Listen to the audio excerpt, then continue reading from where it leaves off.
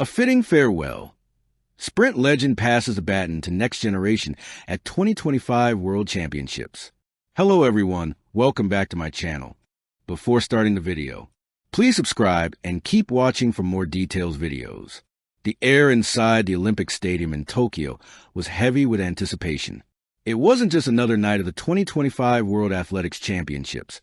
It was a night the sport had been preparing for, dreading, and celebrating all at once. The stands were packed with 80,000 fans waving flags of every color, their voices rising like waves crashing against a timeless shore. They weren't only here for medals. They weren't just here for records. They were here to witness a chapter close. At 38 years old, Shelly-Ann Fraser-Pryce, the pocket rocket from Jamaica, was preparing for her final lap as a competitive athlete. For nearly 2 decades, she had been the heartbeat of sprinting, a queen whose explosive starts, lightning top speed, and radiant smile had defined an era. Tonight, the world would say goodbye. And yet, as the gun prepared to fire for the women's 4x100-meter relay final, this farewell wasn't about endings. It was about passing the baton, literally and symbolically, to the next generation of stars. The legacy on the line glowing star. Every sport has its legends. Sprinting had seen Jesse Owens, Florence Griffith Joyner, Usain Bolt. But among them, Shelly-Ann carved her own immortal place.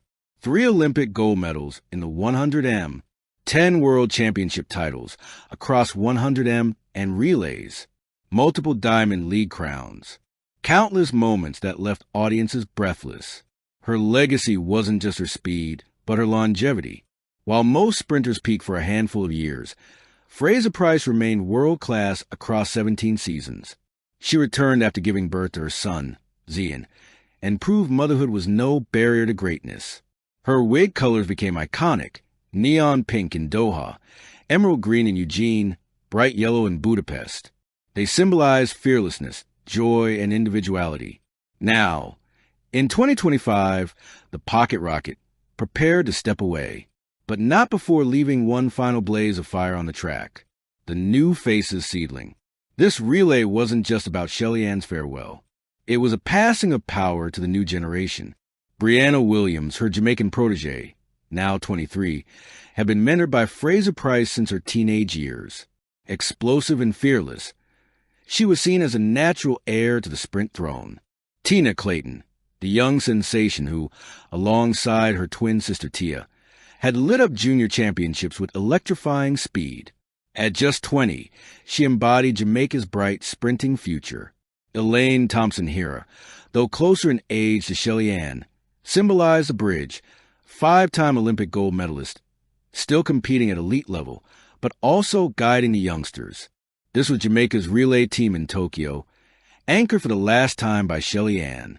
On the other side of the track stood the USA, led by Sha'Carri Richardson, who at 25 had become one of the fiercest rivals and brightest stars of modern athletics.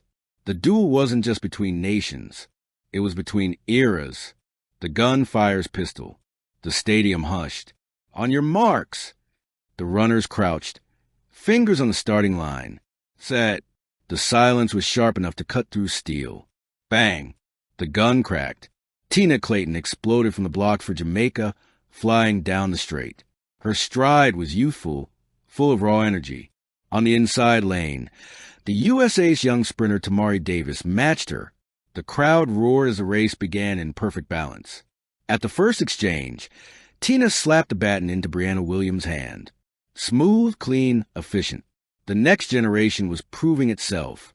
Brianna surged into curve, her ponytail whipping behind her like fire. She chased down her American rival, her eyes burning with determination. The crowd knew this wasn't just about 40 seconds of sprinting. It was about the future of sprinting itself. Then came the third exchange. Elaine Thompson-Herah took the baton. The queen of Rio 2016 and Tokyo 2020 Olympics, her stride graceful and dominant. She powered down the stretch, holding Jamaica neck and neck with the USA. And then the moment came. Shelly-Ann's last anchor dove. The baton slapped into Shelly-Ann Fraser-Pryce's hand for the very last time. The roar of the crowd shook Tokyo's night sky. Her tiny frame leaned forward, her powerful legs pumping with that familiar rhythm that had carried her across countless finish lines. At 38, she wasn't the youngest on the track, but in that moment, she was still the fiercest.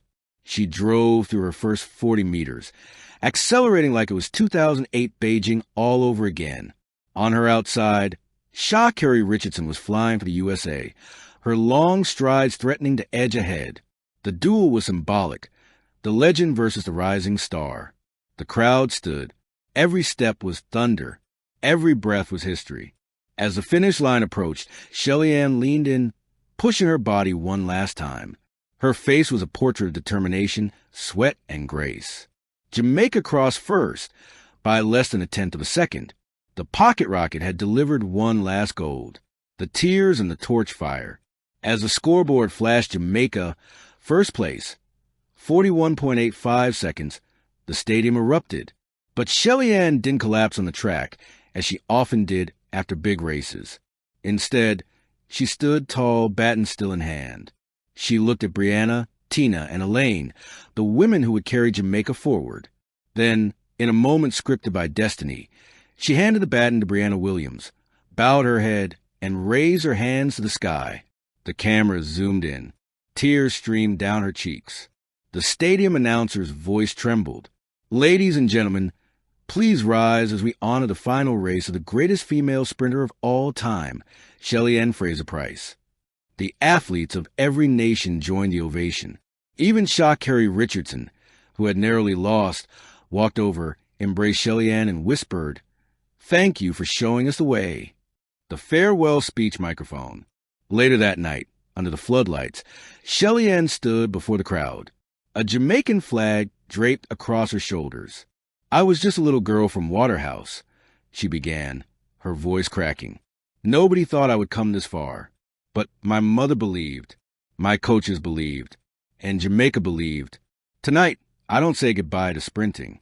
I say thank you to the fans, to my competitors, to the little girls who now know they can dream big.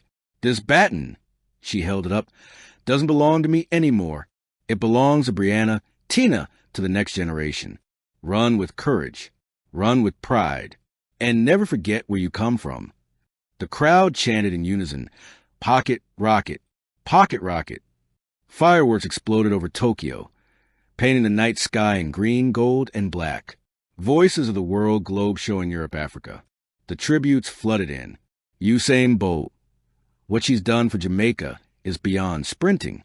She's a queen. Tonight we witness greatness saying goodbye. Serena Williams. From one mom athlete to another, I salute Shelly-Ann. She proved to the world that motherhood is power, not weakness. Sha'Carri Richardson. She showed me how to be fearless. She ran so that others may dream. She dreamed so that others may run. Forever our pocket rocket.